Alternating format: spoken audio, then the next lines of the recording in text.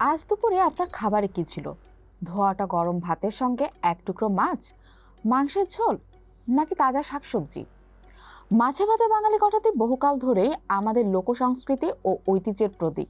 কিন্তু আধুনিক জীবনের বাস্তবতায় একজন সাধারণ বাংলাদেশের দৈনন্দিন খাদ্য তালিকায় এই প্রবাদের প্রতিফলন ঠিক কতটা মিলছে?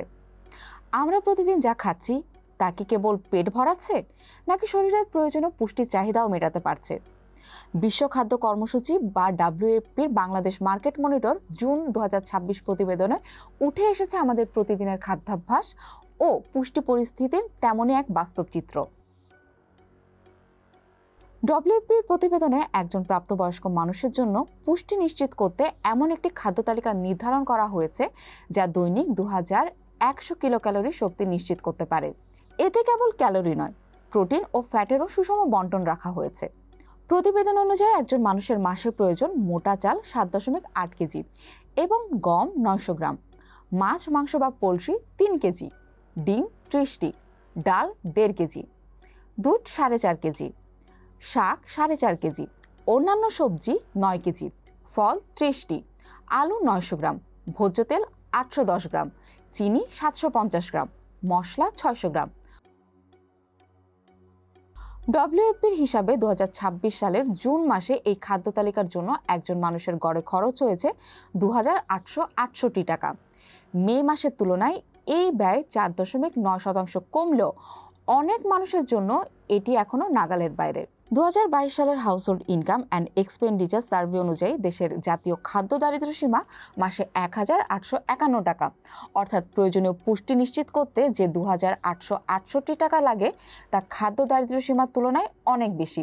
ফলে দারিদ্র্য সীমার আশেপাশে থাকা মানুষের পক্ষে এই খাদ্য তালিকা মেনে চলা কঠিন। প্রতিবেদনটি আরও দেখায় একজন কৃষকের দৈনিক গড় মজুরি 625 টাকা।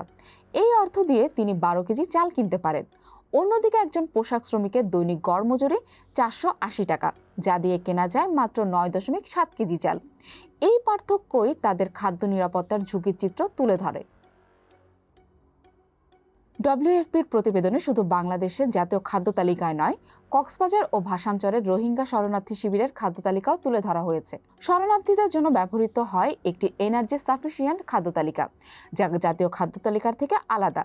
এই খাদ্য তালিকা একজন মানুষের জন্য প্রতি মাসে রাখা হয় 12.3 কেজি ফর্টিফাইড চাল, 1 কেজি ডাল, 1.1 কেজি সয়াবিন তেল ও 15টি ডিম।